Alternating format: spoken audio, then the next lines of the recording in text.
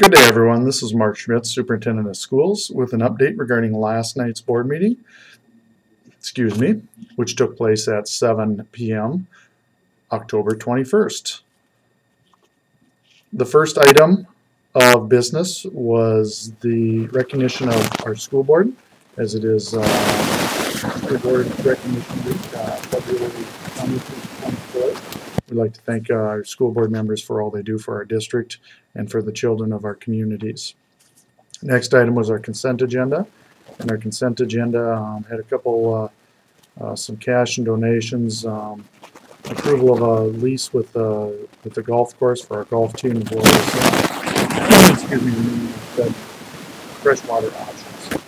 Freshwater options are staying the same with the exception of our FOSS kits, which is only 2 districts currently doing it, us and one more, and then a change in community ed in them printing our brochure.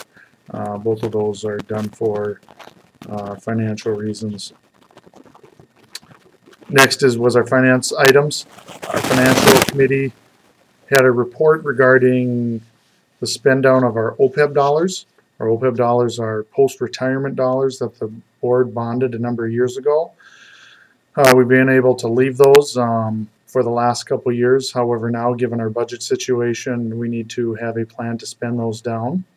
And the spend down plan on those is to spend them down within the next 9 years.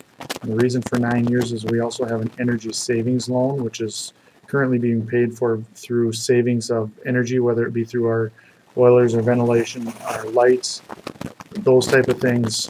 That loan ends at the same time our spend down OPEB would potentially be finished being spent. So that plan took place as part of the financial items. Also, the board approved a bid for the Family Center in Motley. We received bids from, I think it was 6 different contractors, and the bid was awarded to a JT case. I don't have my exact notes, but that bid was for $472,000. 366 of that potentially comes from one-time stimulus dollars the district received last year. The other part of it comes from $70,000 in grants that was awarded to us through the writing of Sarah Dregney. $50,000 is from the Otto Bremer Foundation, and $20,000 is from the Burnix Family Foundation. So it is excellent to see those grants coming in. The next item moved to the daycare provider component of the Family Center. Now, a reminder that the Family Center actually came about through our community task force or our community strategic planning sessions that we took place last year. And one of the top items was an all-day, everyday preschool. In order to do that, we combine our Head Start, our school readiness, and ECSC with a daycare component, which allows an all-day, everyday option for families. We've been working with TCC to potentially do that. However, at this point, we're looking at either hiring someone through Fund 4, which would be through community ed, exploring that first, and if that doesn't seem to be feasible, we would be moving to perhaps issuing an RFP for a third party to come in and do that. But right now we're leaning towards the Fund 4 school employee, and for the main reason of that is to have better control of our standards and personnel. Next item, let me check here. Next item was approval of a pay equity report, which is a 3-year, one of the many reports that we submit to the state. This one was submitted, which is one of every 3 years. The next item was the approval of the district technology plan. That's another item we submit, one of the many reports. So that one is done every 3 years. And in the summation of that, we've spent a great deal of our energy in the last 3 years on the interactive whiteboards, the overhead projectors, and our infrastructure system. The focus of that plan now goes to more of the one-on-one end user, whether it be computer labs or iPods or iPads or whatever it ends up being, to start now being able to make that shift to the one-on-one user. The board approved a contract for Marcy Lord Congratulations to Marcy. Marcy was is our business manager, our new business manager. Marcy comes from Larson Allen. She spent her previous career was conducting audits for schools and government agencies, so she has some knowledge of school finance, which in itself is kind of its own animal. And Marcy is a licensed CPA, so we'd like to welcome Marcy Lord on board as our new business manager. It was remiss in looking at the finance items. If I could go back to that, there's a presentation of proposed budget cuts. I'm guessing the majority of the people have seen the list that was public last week. Individuals more dramatically affected by those budget cuts were met with on Monday morning, and the rest of the staff, or the list, actually went out public to the board and community on Tuesday night, and there was an open staff meetings for staff on Thursday. Last night was not for the board to approve it. Instead, it was a presentation. This then gives the board and employees and the public time to provide feedback to the board, to the administration on those cuts.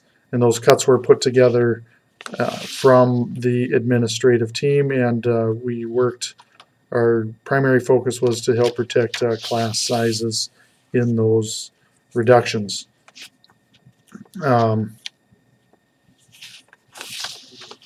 Next on the item, was personnel.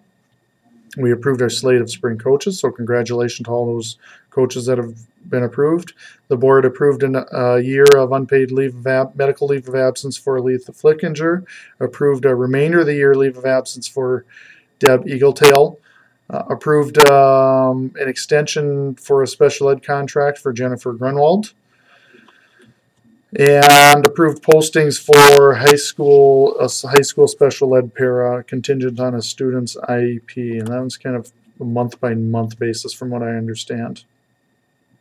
The board also approved a contract for Angela, and I'm not sure I'm getting the name right here, Pollock or Plotch.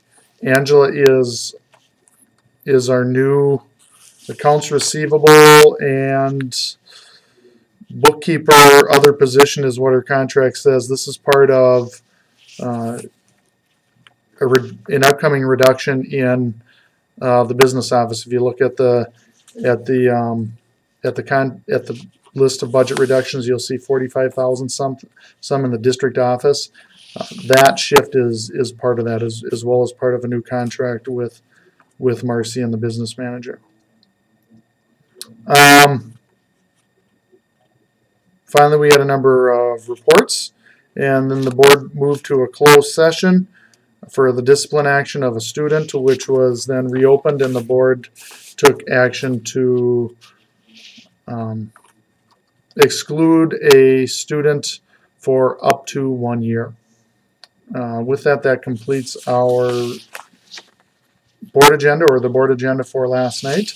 Like I say, going back to the budget reductions, if you have any thoughts or comments, please do not hesitate to contact myself or any of the other administrators or board members. The reason for the list going public this month but not being approved by the board until next month is that it gives individuals a chance to provide input and all of us time to reflect on what is on that list. With that, have a wonderful day, everyone, and have a great week. Take care.